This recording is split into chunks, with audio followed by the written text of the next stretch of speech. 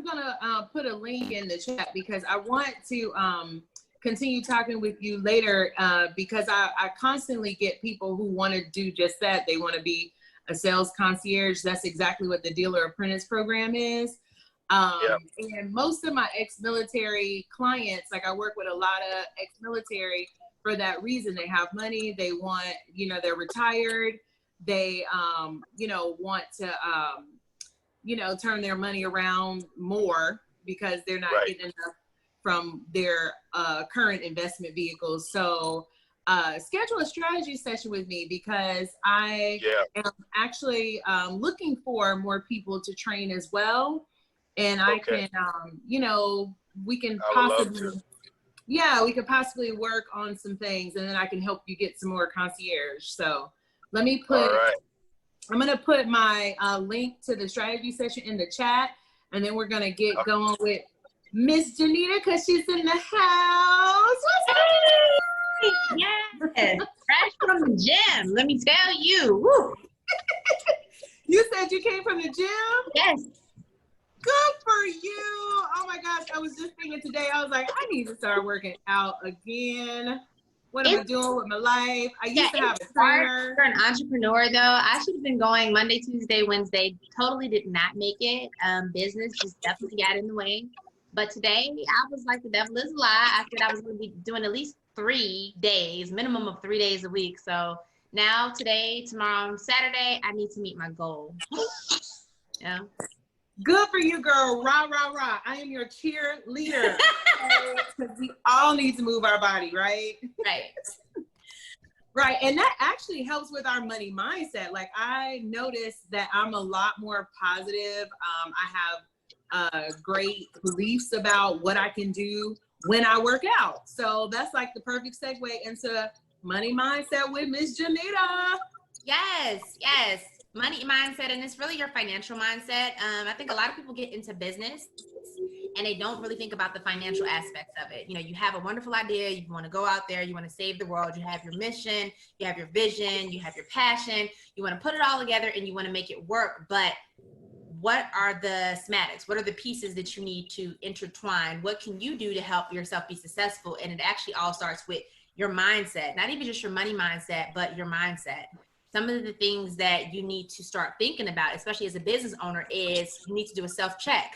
You know, what are your strengths? What are your weaknesses? You know, what are you good at? What are you passionate about? What are some of your goals with this business? I caught a portion of the conversation when I finally got my speakers on over here of your conversation with Joe, but you know, even as new business owners, what's your target market? He has a specific target market, and that is awesome because I know a lot of people, you probably have it all the time. They come to you and they're like, I want to sell cars. And you're like, well, who do you want to sell to? Everybody. Everybody is not your client. Everybody is never your client. And it's always better when you have a specific client in mind who you actually wanted to appeal to or sell to. From the vehicle perspective, and you know, I'm not in your industry. Whoop, whoop.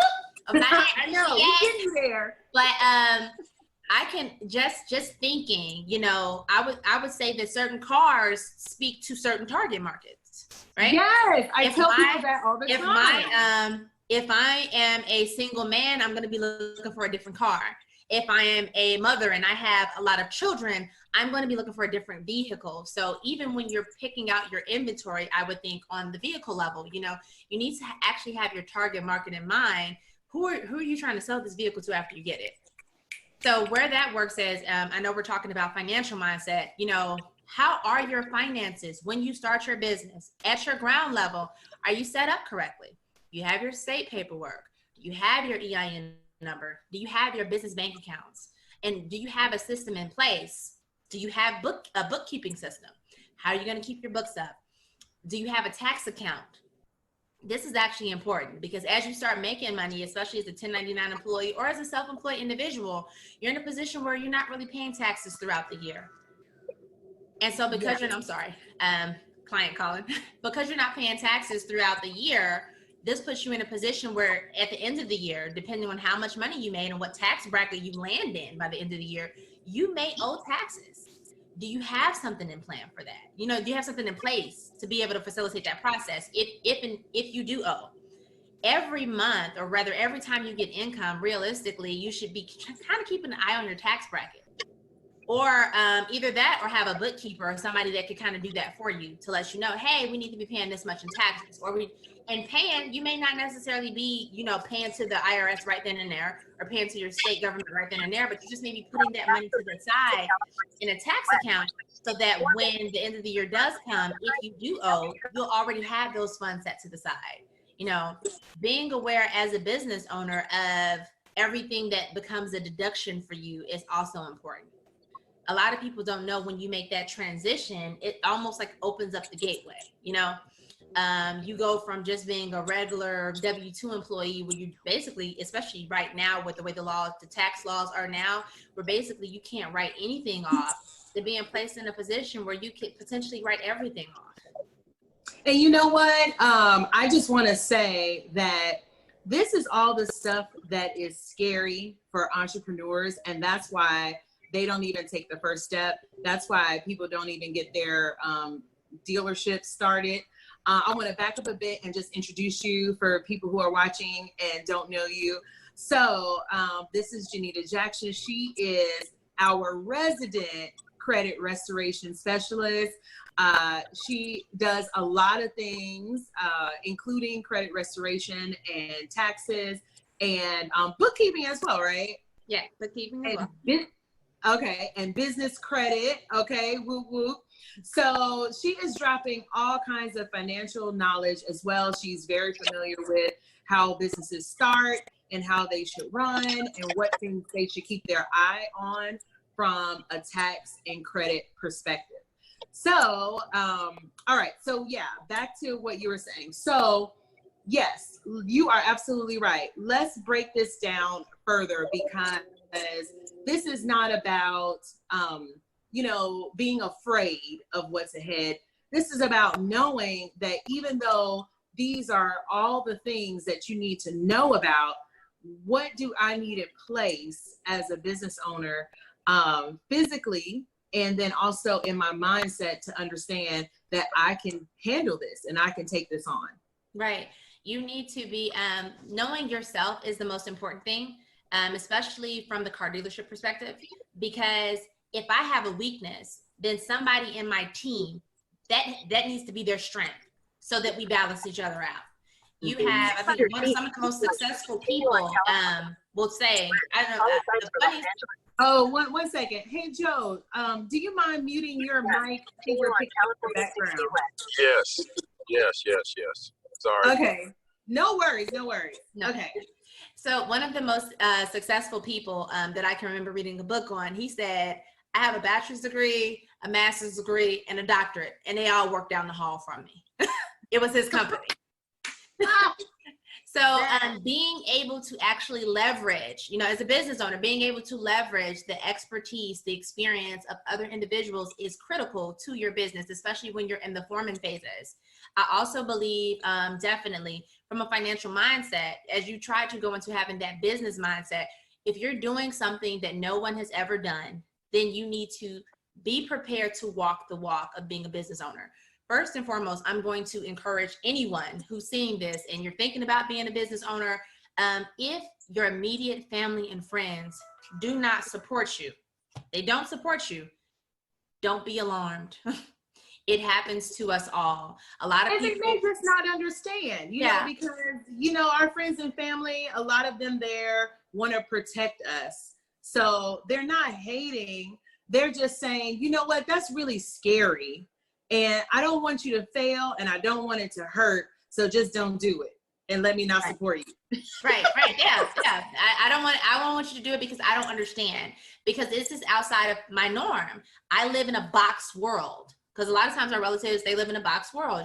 They work for an employer, they're planning, they have their 401k, they have a plan of retiring from their job. That is their dream. And so when you come with all of your energy, with all of your, I want to pave my own way in the world, I'm going to have my own company, I'm going to help people, I'm going to buy cars, I'm going to sell cars. I'm going to be a millionaire. Awesome. Yeah, they don't understand. They're like, wait, what? But, so are you going to have a 401k? What is the retirement plan? So are you going to have steady income coming in? stability, security. When you're talking to somebody that has that mindset, still be encouraged. You know, if God gave you a vision, and I'm sorry I said God. Well, actually, I'm not sorry I said God. I'm a believer. If you're not a believer, if you have a different religion, then honestly, that's on you. But I believe that every religion, we all have a creator in our religion. And my honest belief is that no matter who the creator is, I think that we all serve the same creator. That's just my belief.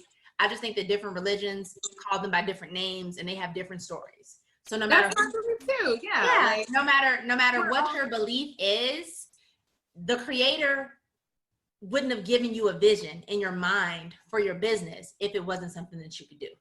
So I would hold on to that, you know, because your friends and your family, they may not support you. Don't be discouraged. Do it anyway. The reality of it is that usually by the time they jump on board, it's usually when you're successful. By the time they jump on board, they're going to have to book a consultation appointment with you versus just calling direct through like they could have in the beginning when you're just starting out and you really needed them like that, right? And that's happening in my business right now. Like I have my brother and my sister, like you guys have messed up credit and known that I fixed credit for years. And now this year, I'm like, okay, you know, you're still going to help them just the same and love on them just the same, but you're going to have to schedule this consultation and we're going to have to do this like a business, right? Right. In terms of that, just preparing yourself, staying focused, always making sure that what are you feeding yourself?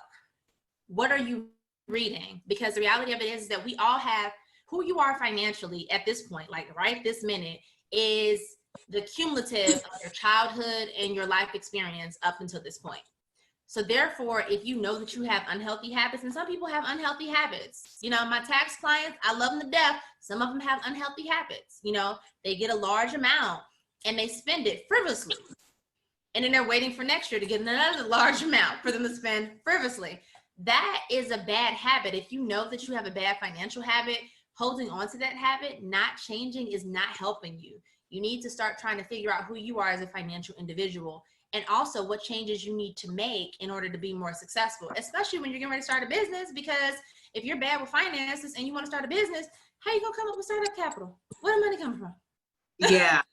So I want to go back because you've actually like dropped 5 money mindset things, and I want to kind of just point them out so that people know exactly which ones they are. So first, what I heard is you have to know that you can do this, okay? That whatever vision you've been given for a reason. You've been given because you are equipped, and having a business does not mean that you won't have a 401k, or having a dealership doesn't mean you won't have a 401k, you won't have steady income. You need to just know that those are things you're shooting for, okay? Mm-hmm. So that I heard that is number 1.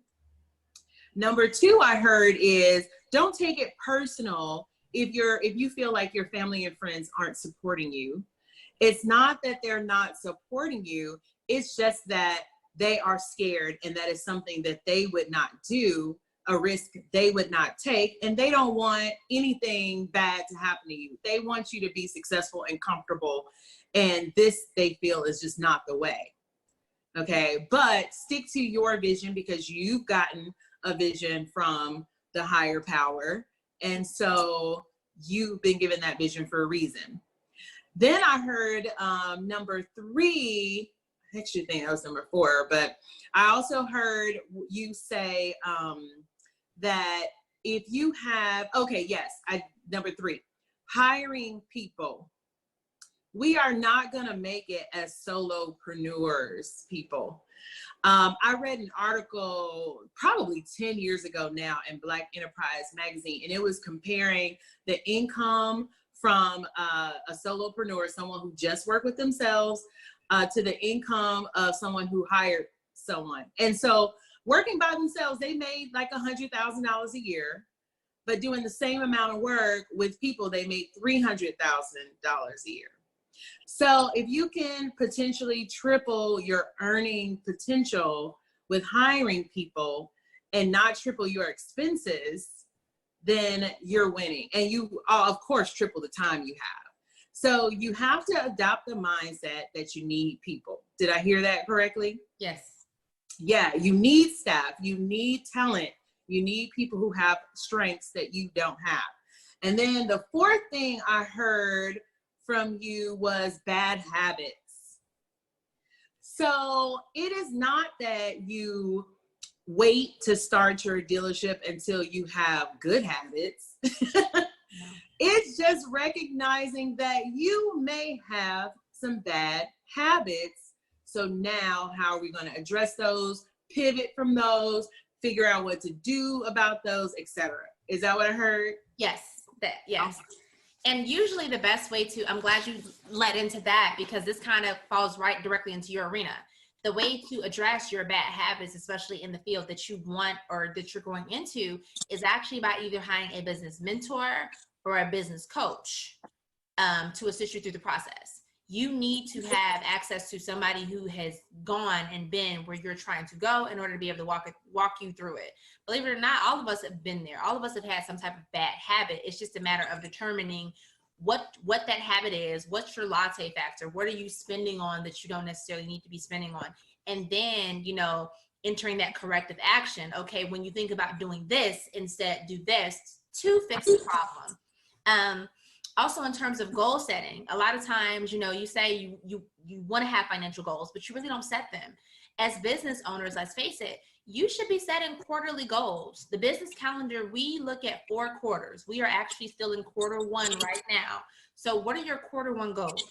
What does that look like? How much money are you trying to make in a month? You know, and you kind of reverse engineer it back. How much money are you trying to make in the first quarter? So that's the first 4 months. Reverse engineer it back. How much money are you trying to make a day? Kind of calculate that out so you can kind of see what you're trying to determine anytime you reverse engineer your numbers is how many customers would you need in order to be able to achieve your financial goal. And that's important because for a lot of you, you could set a big financial goal, like how much do you want to make for a year? And when you reverse engineer it back, you know, that turns into how much do you want to make per month? How much do you want to make per day? A lot of times it's not as difficult as people think that it is. And I say that because mentally, when we think that something is difficult, we can actually outthink ourselves. Like I can think that a door, you know, is so closed so tight that it won't open. And mentally, that door could just open up easily, but mentally, I can't open it up because in my mind, I've already defeated myself before I even began the process. That's not what you want to do. You don't want to put yourself in a mindset where you're defeated before you even begin. You've already given up because you think that it's too hard, when in all actuality, it's really easy.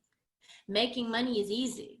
Selling cars, especially with the right skill set, is easy. If you know that you're good at sales, I have a friend that's good at sales. She could sell me this pen and I would buy it. If that is your skill set, then know that that comes easy to you and build on your skill sets and embrace who you are as an individual as it pertains to your goals and what you're doing, because it does. Success is a mindset. You need to think about that. That's why I said, who are you listening to? What are you reading? What are you doing? Being an entrepreneur is about growth. You're steady learning and growing all the time. I'm learning and growing all the time. Me in terms too. of skill sets. Yeah. Yeah, that was the other. Go ahead. Oh, sorry. Go ahead. I was just going to say that was the other thing you said that I knew I was missing something. What are you feeding or eating? Yeah. What's feeding you, right? The books you're reading, the shows you're watching, the people you're around, all of those things, because we can subconsciously put ourselves in environments that support our current mindset, because that's our current mindset. And it's uncomfortable to be in environments that advance our mindset, because since we don't yet identify with that, it's hard to accept those beliefs, etc. You know, like even with having a consultant or a mentor or a coach, right? Like that person is there because they, one, can see ahead. They can see the road ahead, okay? And they can see all the things you need to do to get there, both in your business and in your mindset. Hopefully, you know, any good coach or mentor or consultant will also address mindset, is my belief. And so you definitely have to latch on to these moving trains, if you will. They are the vehicles that will take you there and get you there faster. The people, the books, the media, everything that you take in. And a lot of times people, the hesitancy, I think that people who are hesitant about investing, that's another thing. As an entrepreneur, you're an investor. The only thing that the typical entrepreneur, especially the most successful entrepreneur, the only thing that they are concerned about is the return on interest. This is how much money I put up. Okay, what's the return on my interest? How much money am I going to make after I pay this money? You have people that don't want to invest in a coach. You have people that don't want to invest in a mentor. However, you don't realize it's a business deduction. Listen, I have a business coach. I pay him $3.99 a month. He's a multimillionaire. Yeah, he's a multimillionaire, but it's a business deduction. Every penny of that $3.99 a month I pay him for last year was a tax deduction for me. So that's money that I'm still getting back, in addition to the wealth of knowledge that he gave me to be able to expand my business, grow my business, and generate additional income. Sometimes you have to be vested in the process. You are not going to make money in business. It's risk. It takes money to make money, and they tell you that, but it's true. So you can't be clenching your wallet and not wanting to invest in any programs, not wanting to invest in any courses, especially when you know that you don't have the knowledge yourself. You don't know this information and you need it, but you're putting yourself at a disadvantage because you don't want to get it because, I don't want to spend the money, but it's worth it. I don't know how to become an auto dealer, but if I wanted to become an auto dealer, I have Shamel. She already knows, she has the auto dealer blueprint. Why wouldn't I get the blueprint, right? Because it's going to tell me what to do. It's going to keep me from making mistakes that I would just make on my own. And it's going to put me in a position where I'm able to better do what I need to do. So you have to move yourself from passing over opportunities repeatedly, right? Because that's a poor mindset. You can't pass over opportunities repeatedly, especially when they're looking at you in your face, and then expect to do well in business, because that's not how it works. On average, you are going to be, and I used to be in an MLM company, and so they ingrained this into you. You are on average, financially, the accumulation of the 5 people that you hang around with the most. So if you look at the 5 people that you communicate with, talk to, the 5 people that are in your immediate circle, if you look at them, that is where you are financially. That's why people often tell you in business, you need to change your friends. If you are the smartest person in the room, you are in the wrong room. And you need to get in another room where you're not the smartest person so that you can actually learn. And I say this to you humbly, because in my circle at one point, I was the smartest person in the room. And listen, I thought I was the stuff too, y'all. You couldn't tell me nothing. When I was the smartest person in the room. However, I had to step back and be humble. I'm the smartest person in the room. It's better for everybody else in the room, but you limit yourself. I'm not learning.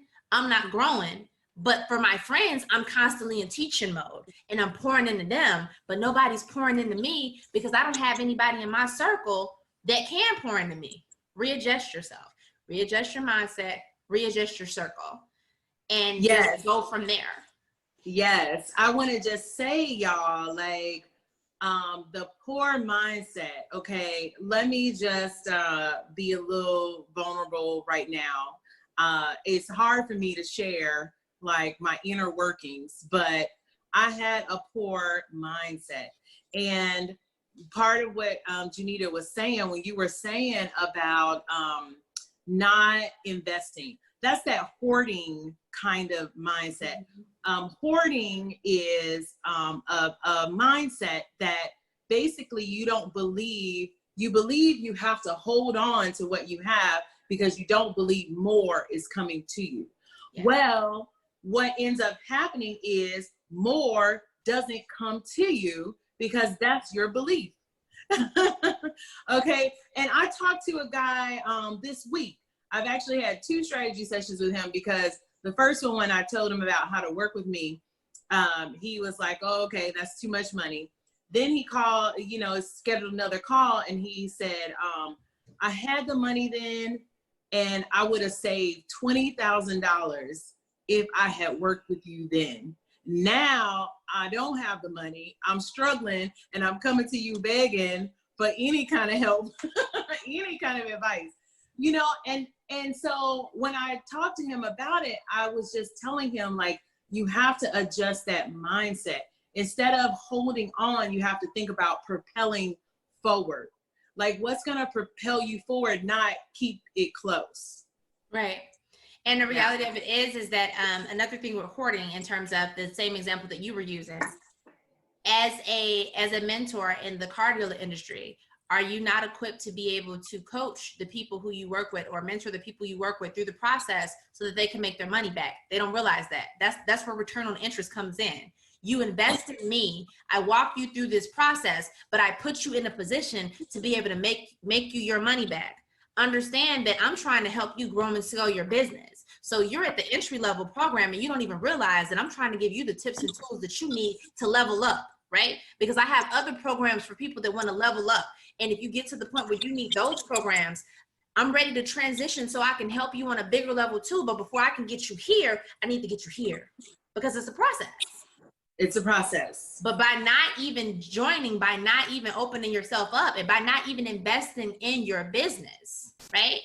You put yourself in a position where now, instead of being here where you could have been, you're all the way down here where you can't even see my hand. You all the way down there. And you're coming back, just like you said, and now you're asking, yeah, I don't have it right now. You know, can you please help me? And unfortunately, you know, even though I think as business owners and as people, we have big hearts, right?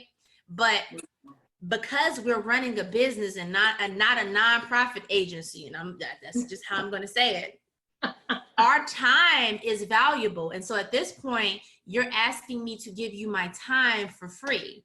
And as a small business owner, I can't do that, because any free time that I give you is a deduction from my household.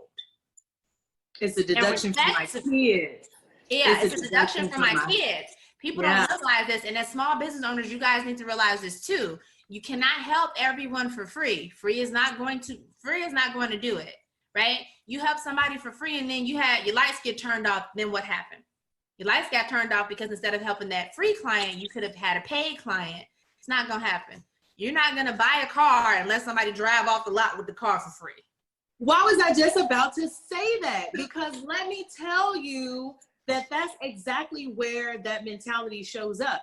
So if you have, if you're reluctant to spend money and invest, you attract customers who are also reluctant to invest in a good vehicle. So then they get to your car and now they're like, well, you know, I can't pay that. I need this to be cheaper. And you guys are matching in your beliefs. And that's why they're even bringing you that for you to even consider, because you guys are basically the same. You have the same mentality. Right. Oh, I can't afford to invest in anything that's good for me. I need this cheaper.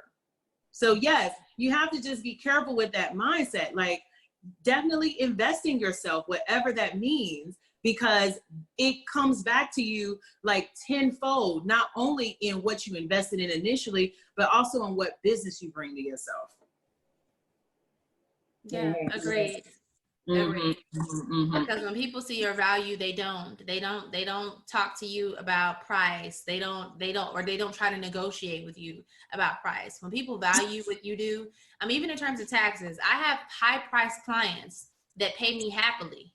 And I know other people that have tax businesses and they're like, oh, you charge them that? Yes. And they pay it happily because they know the value that I bring to them. They see this. I walk them through the steps. This is where you were before me. This is where you are after me, you know, and I also give them options. Which price point do you want? Yes. Like I was just going to say, I teach my clients all the time to not be the cheapest car, because you don't want the cheapest customer. You want a customer who's looking for the value.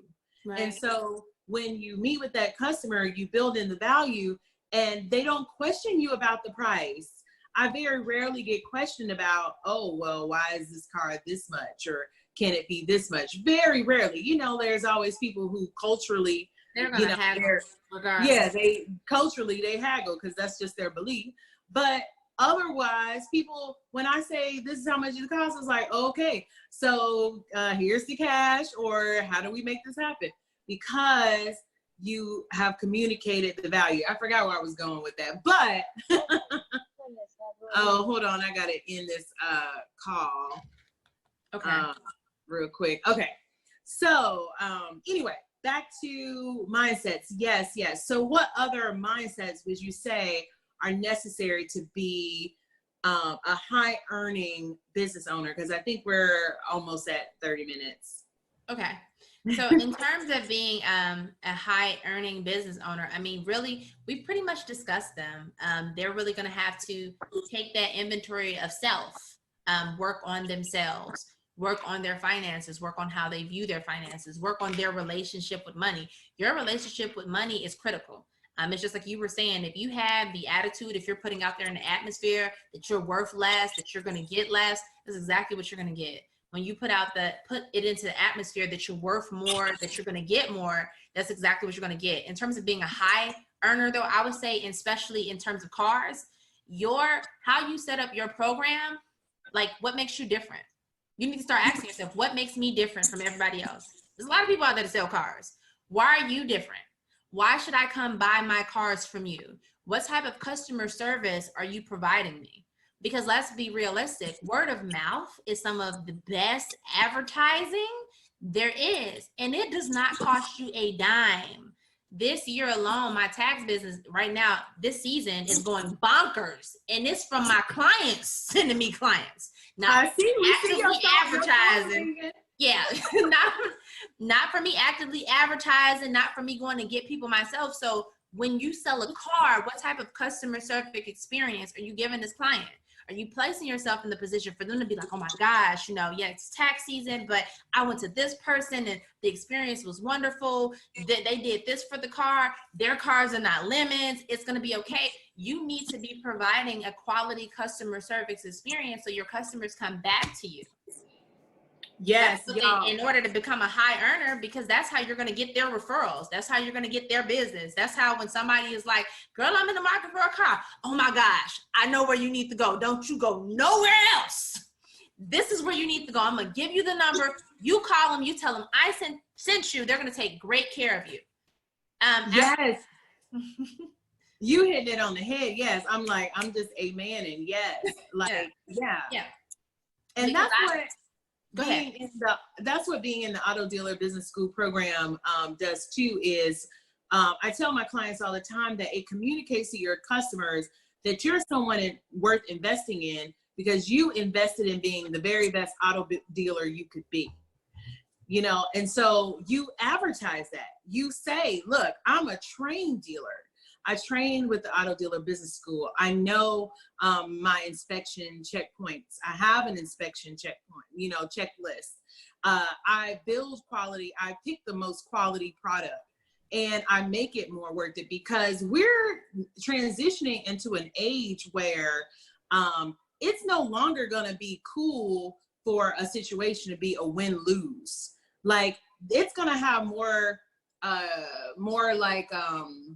like exponential damage to your business to not build in a win-win scenario for you and your customer, because customers are getting smarter, they're getting more educated, they're demanding better products. And so the dealers who are building their business now to have those standards will out earn the dealers who don't have that.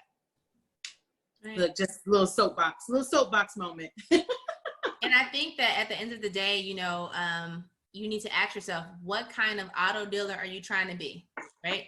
You trying to be Matilda's daddy?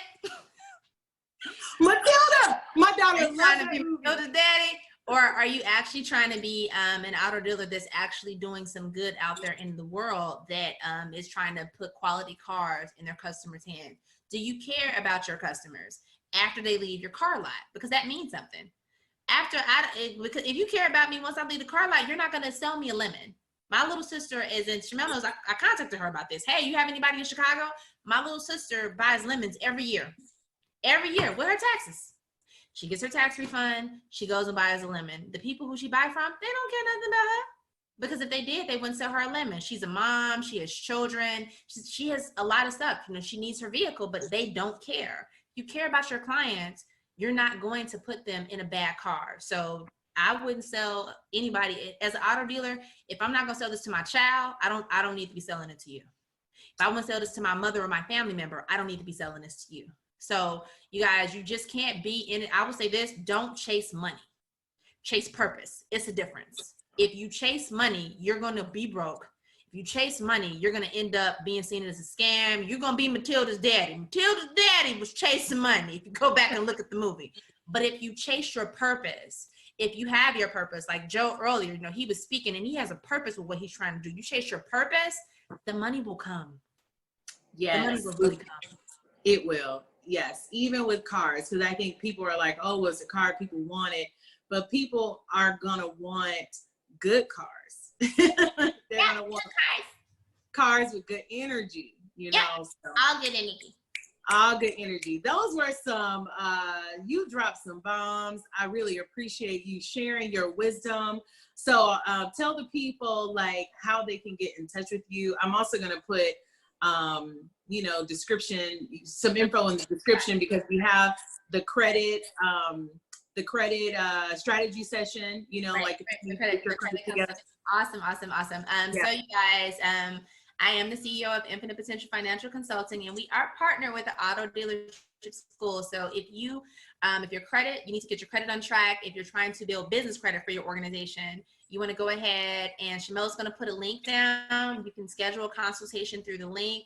If you need tax preparation services, if this is your first year, you're kind of nervous, you don't know what you need to write off, you know, you want a little guidance, we're more than happy to assist you with that too. So just schedule a consultation using the link, and we'll be more than happy to see about you, get you assisted, and we'll be more than happy to help you grow and scale your business in terms of credit and the capital that you have access to.